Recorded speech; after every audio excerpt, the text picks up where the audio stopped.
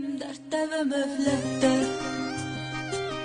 qalıb öz yarına həsrətdə, üzünün nuruna həsrətkən məni qoydun yenə zülmətdə.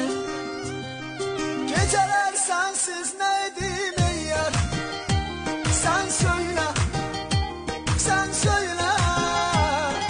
Beni bu karanlıklara tapşırma, rəhm eyle, rəhm eyle. Yok bu kadar dərdə dözüm məndə, öldüm mən, öldüm mən. Heç yok imiş zərrə vəfa sən